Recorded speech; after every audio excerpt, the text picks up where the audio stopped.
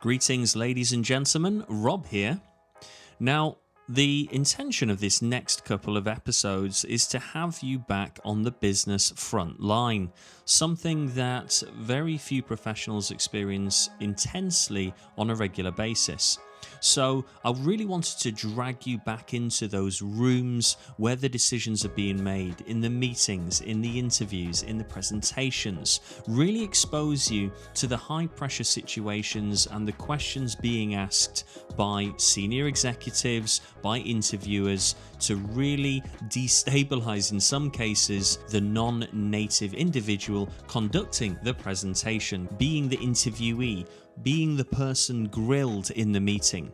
I've gone back through my notes that I've taken over the years when working with clients to really extract key lessons learned in those situations. I've tried to package them in a way that makes them easy to absorb when delivered audibly, and so that you can immediately, once finishing the episode, deploy those tactics, techniques, and principles in your day-to-day life.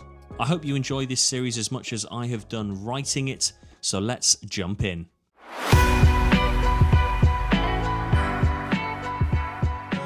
You know that moment when you're in a room full of high-powered execs and suddenly all the eyes are on you? Yeah. Not too long ago, I was working with a guy called Alex. Not his real name, but he was a good client of mine. He was working to pull off a major pitch in English. Now, the CEO goes, "Alex, care to share your thoughts on this?" Which was met with instant silence. Alex shoots me a panic look. Imagine if the next words out of your mouth made or broke $1 million deal. Today, I'll spill the exact phrases and ninja techniques we used to dodge this disaster, to win the room and sound 100% native confident. Oh, and remind me to tell you how that awkward silence almost spiraled into total embarrassment. Now, let's flash back to a Tuesday around 9 a.m.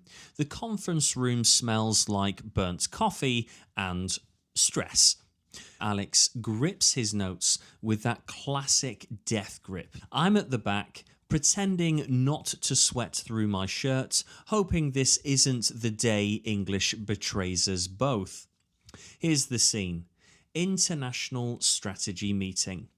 Alex, the sales lead for his software company, has only been in the role for 6 months.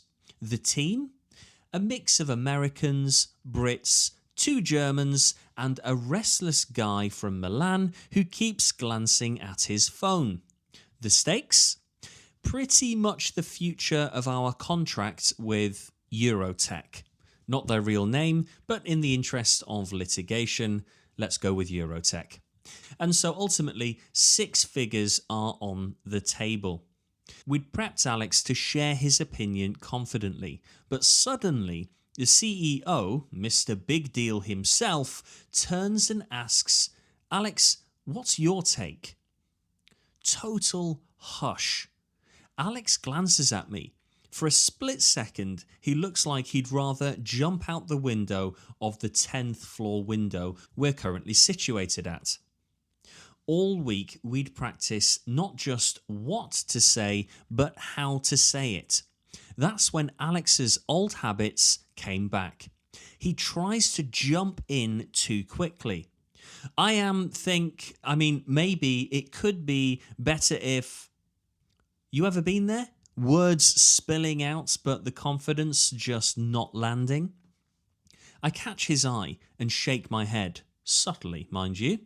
We drilled this. Instead, Alex takes a breath, straightens his papers, and, I kid you not, says, "If I may, I'd like to share my perspective." Silence. The room's attention literally snaps back to him. He keeps going. From my point of view, focusing on digital channels could really increase our reach in Q4. Bang. Like magic, the American PM nods. The Italian puts down his phone. Suddenly, Alex owns the table. But not so fast. 2 minutes in, someone starts to push back. But is that realistic given last quarter's numbers? It's those moments, that pushback, that challenge, where non-native speakers so often freeze, or worse, sound unsure. Alex glances at his notes. I can see he's fighting muscle memory, that urge to retreat. So I silently and try to discreetly mouth, bridge, bridge. We'd prep these native style phrases for disagreement and support. Alex takes my cue, really internalizes my hint, and deploys, with respect, I see things slightly differently. Let me explain. Just like that, the conversation shifts again. Suddenly, the team's debating with Alex like he's one of them, not some outsider to be ignored or steamrolled. Looking back, I realised how tiny shifts in opening phrases, just a few words and a different tone, literally changed the outcome for Alex. That sales deal? Well, spoiler, the CEO circled Alex's name after the meeting. But what if Alex had defaulted to his old language patterns? You ever wonder how much your next raise or deal depends on the exact phrase you choose in a meeting? Now, remind me to tell you the time I was working with a guy who started his sentence with, "in my imagination." Suffice to say, it took weeks of damage control after that. Let's break down what Alex and you can steal for your own meetings. Ready for your new business English toolkit? Picture me holding up a shiny briefcase stuffed with confidence. Today, 4 do or die phrases, 3 inside tips, and a couple of warning signs to dodge embarrassment like a pro. Let's jump in. Phrase 1. If I may, I'd like to share my perspective. This is polite, it's confident, and it instantly gets attention. It's a total power move without sounding pushy. Phrase 2. From my point of view. Now, of course, we have all heard this one. It's quick, it's easy. You'll catch native speakers using this one every time. Believe me, it works. Phrase 3. With respect, I see things slightly differently. This one's magic for politely disagreeing. Not aggressive, not awkward. You're holding your ground, but you're doing it with style. Phrase 4.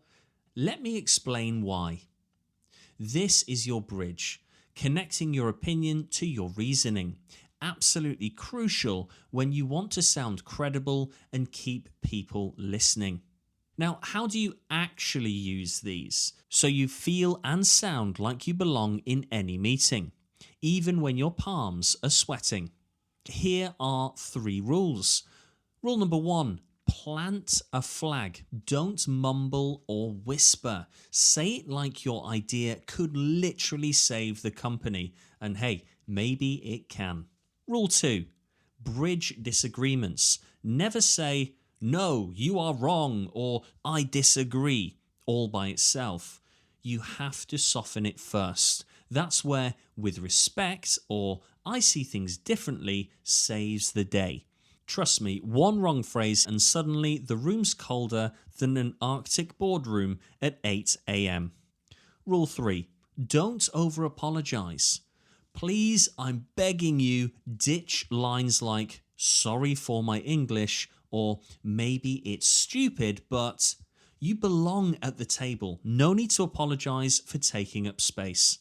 But watch out, this is where even the most brilliant clients trip up.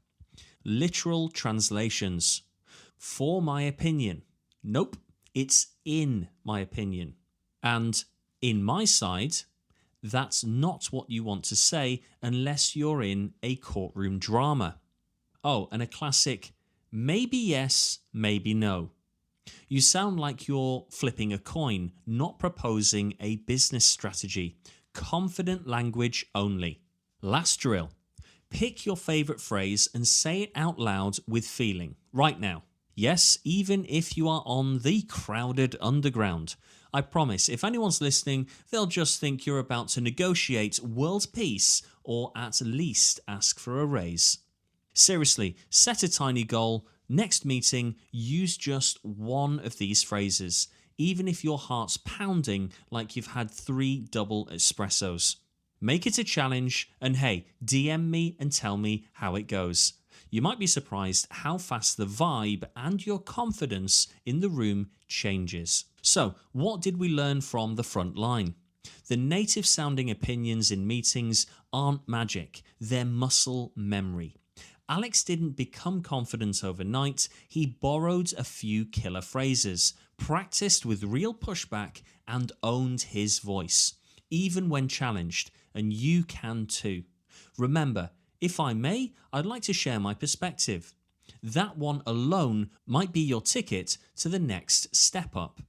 Don't let awkward English ever cost you another deal or confidence. Drop a comment and share the phrases you used this week or the awkwardest meeting you survived. I love those stories. Thanks for joining me on the Business English podcast on the Business English front line. Go out there, plant your flag, bridge like a ninja, and let them know you belong there.